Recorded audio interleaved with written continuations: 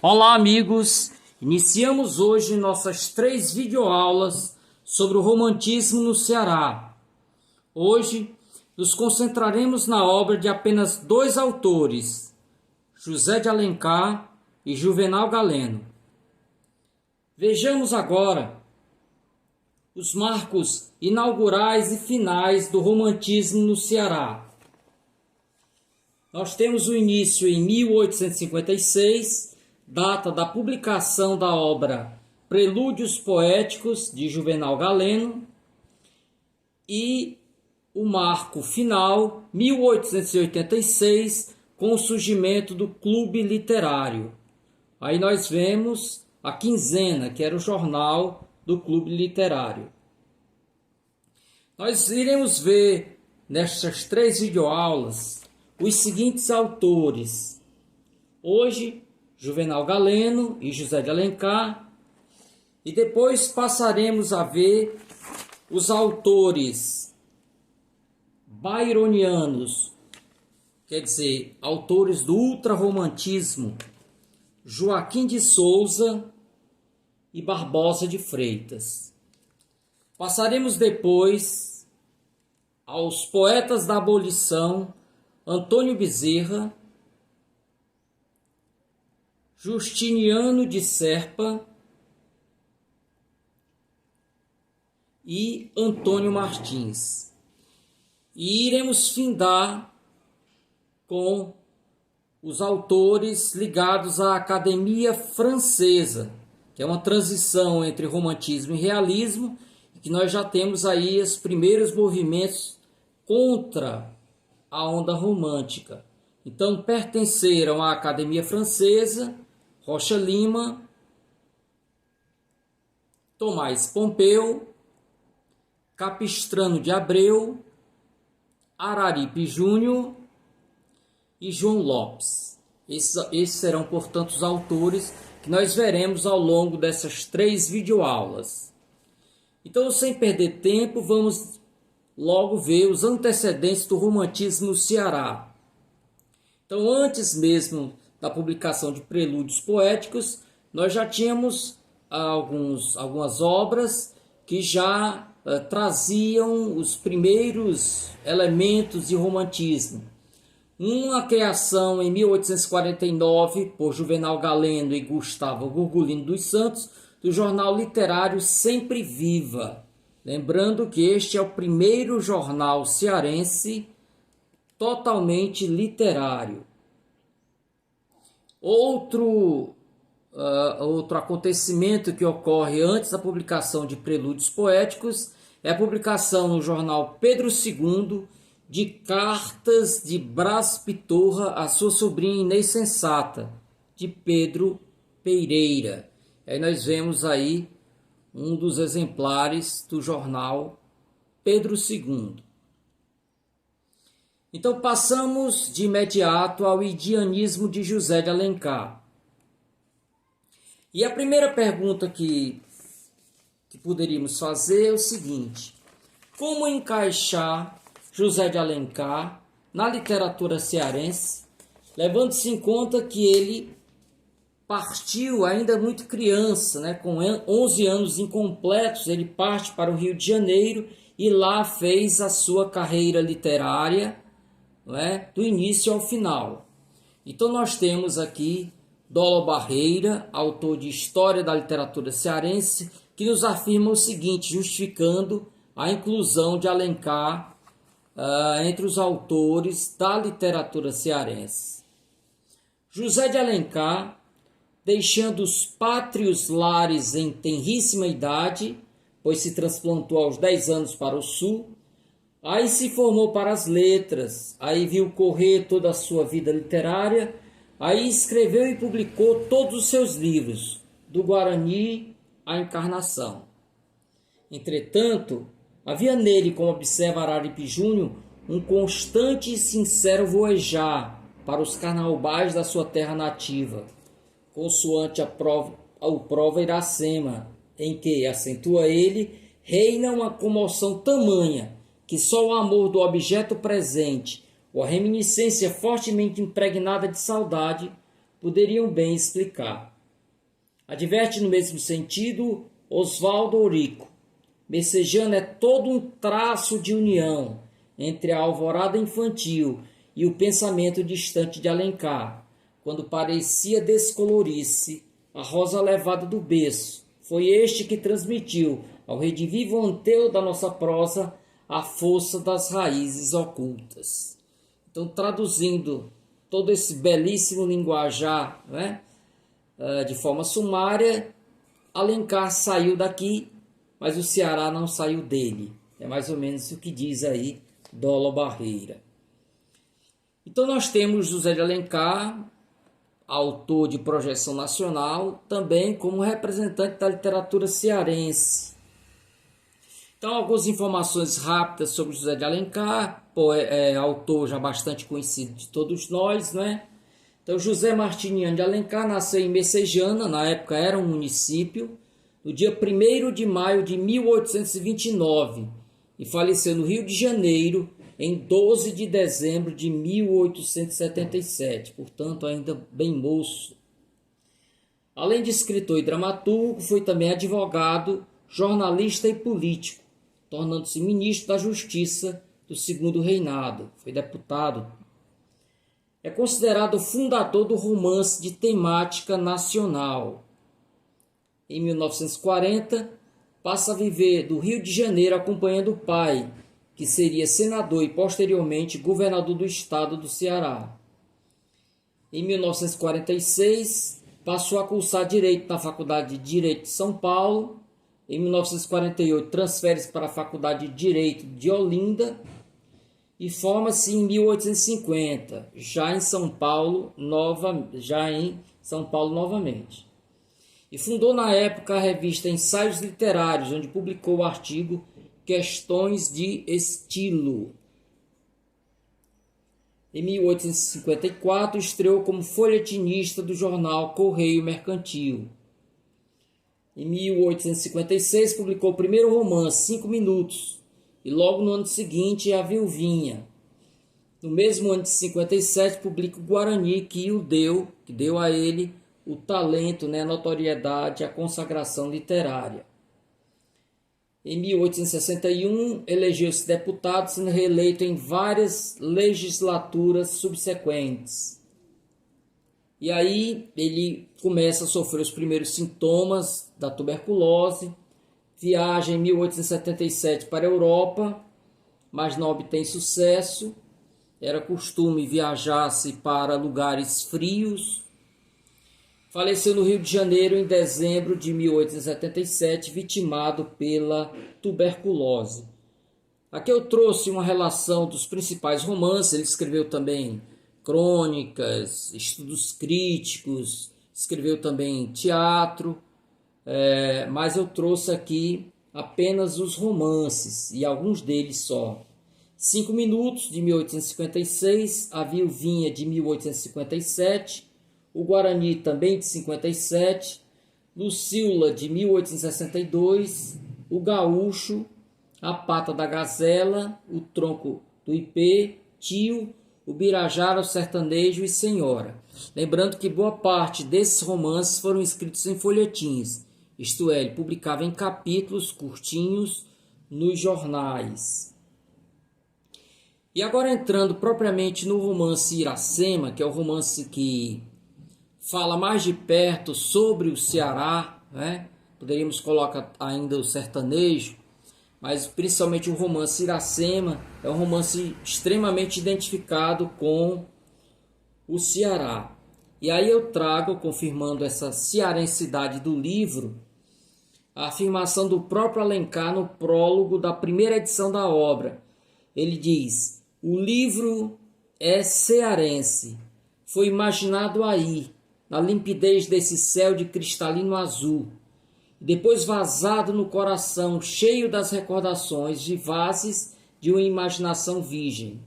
Escrevi-o para ser lido lá, na varanda da casa rústica ou na fresca sombra do pomar, ao doce embalo da rede, entre os murmúrios do vento que crepita na areia ou farfalha nas palmas dos coqueiros. Para lá, pois, que o que o berço seu o envio. Então, o berço do livro é o Ceará, né? Aí eu trouxe uma imagem da casa de José de Alencar, que descreve muito desse cenário que ele nos passa, diz muito dessa casa, né?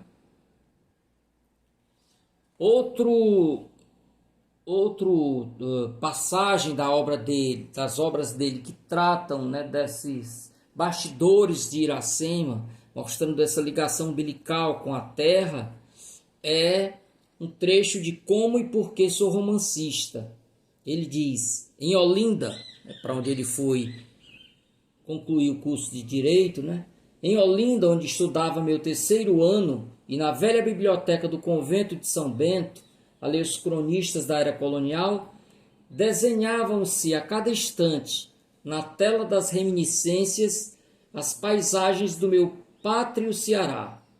Eram agora os seus tabuleiros gentis, logo após as várzeas amenas e graciosas, e por fim as matas seculares, que vestiam as serras como a araróia verde do guerreiro Tabajara. E através destas também enfunavam-se outros painéis que se representavam o sertão em todas as suas galas de inverno. Esfumavam-se é a palavra que ele usa. As selvas gigantes que se prolongam até os Andes, os raios caudalosos que avassalam o deserto e o majestoso São Francisco, transformado em um oceano, sobre o qual eu navegara um dia. Cenas estas que eu havia contemplado com olhos de menino 10 anos antes, ao atravessar essas regiões em jornada do Ceará à Bahia, que agora se debruçavam na memória do adolescente e coloriam-se ao vivo com as tintas frescas da palheta cearense.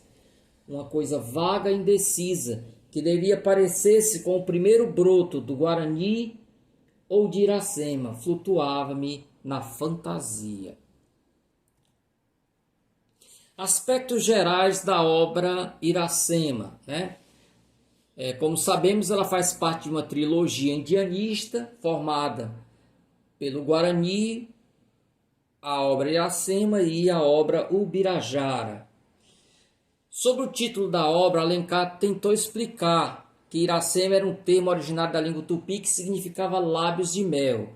No entanto, essa etimologia foi contestada. Iracema, na verdade, segundo os especialistas, significa saída de mel, saída de abelhas, enxame. A palavra é um anagrama da palavra América, né? Quer dizer, você pegando a palavra Iracema e mudando as letras de lugar, nós temos aí a palavra América. Então, isso nos permite, por exemplo, ver a obra como uma representação do drama do silvícola americano, né? Essa relação do novo mundo com o velho mundo, né? Com a Europa. A ação tem início em 1603 e se prolonga até 1611. E é interessante que o livro combina personagens fictícios com personagens reais. É o caso do português Martim Soares Moreno e do índio potiguar Antônio Felipe Camarão. Ok?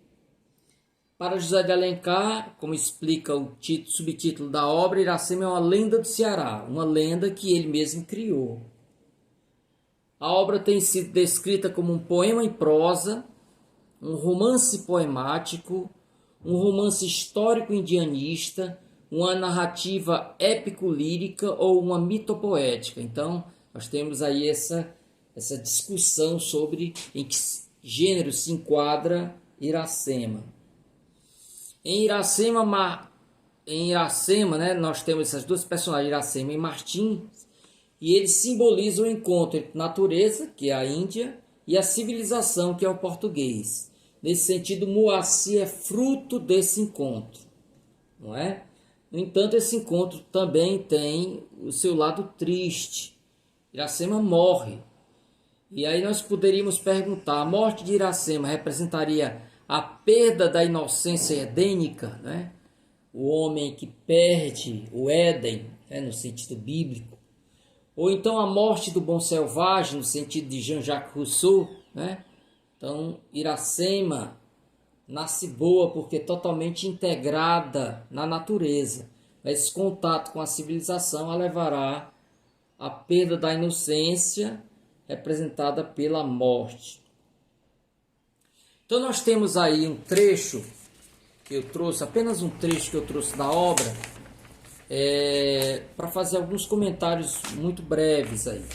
Então nós temos o texto de abertura da obra que diz o seguinte: verdes mares bravios de minha terra natal, onde canta a jandaia nas frondes da carnaúba. Verdes mares que brilhais como líquida esmerada aos raios do sol nascente, perlongando as alvas praias ensombradas de coqueiros. Serenai, verdes mares, e alisai docemente a vaga impetuosa, para que o barco aventureiro manse resvale à flor das águas. Onde vai a folta jangada, que deixa rápida a costa cearense, aberta ao fresco terral a grande vela? Onde vai como branca Alcione buscando o rochedo pátrio nas solidões do oceano? Três entes respiram sobre o frágil lenho que vai singrando veloz mar em fora. Um jovem guerreiro, cuja tez branca não cora o sangue americano, uma criança e um rafeiro, quer dizer, um cão, e um rafeiro, que viram a luz do berço das florestas e brincam irmãos, filhos ambos da mesma terra selvagem. A lufada intermitente traz da praia um eco vibrante, que ressoa entre o marulho das vagas. Iracema! O moço guerreiro, encostado ao mastro, leva os olhos presos na sombra fugitiva da terra. A espaços, o olhar empanado por tênue lágrima cai sobre o jiral, onde folgam as duas inocentes criaturas, companheiras de seu infortúnio. Nesse momento, o lábio arranca d'alma um agro sorriso, que deixara ele na terra do exílio. Então nós temos aí esta belíssima passagem, né, de abertura. É interessante que o romance traz esse movimento, né? Ele começa em um presente e através de flashback volta a um passado, a história se prolonga. Depois nós temos um hiato em que o personagem salta no tempo, né, e retorna novamente à Terra aí, né?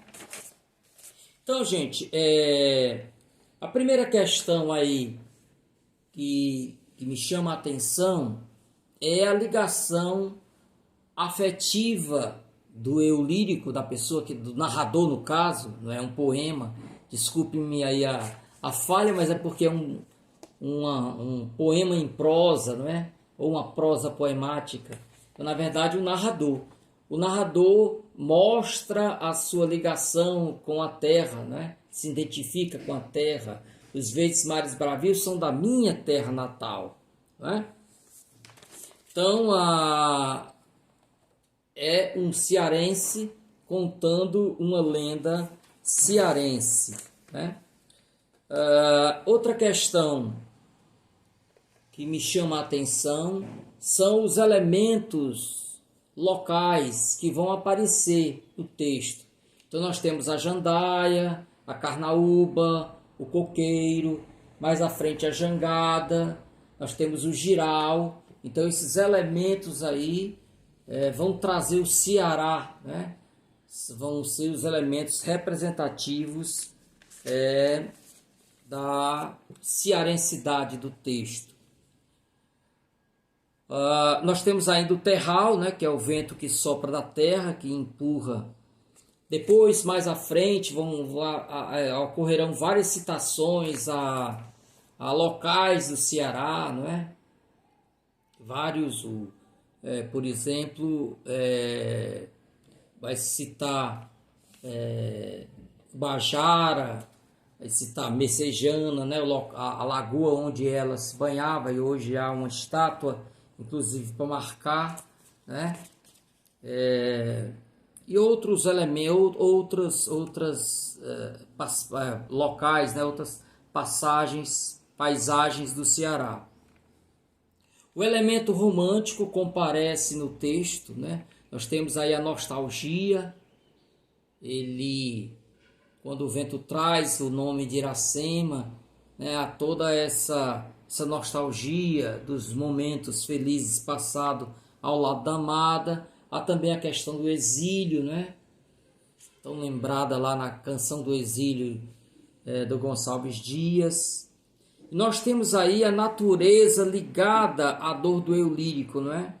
Uma marca do romantismo era que a natureza não era mera paisagem, como se vê, por exemplo, no arcadismo. A natureza, na verdade, é um verdadeiro personagem. Ela acompanha, não é, o movimento anímico do personagem. Se ele está triste, a natureza se cobre de luto, né? Se ele está alegre, a natureza é festiva, celebra essa alegria. E aí nós temos a natureza ligada à dor do eu lírico, não é? Ela traz o nome de Iracema. E nós temos também o herói que chora, não é?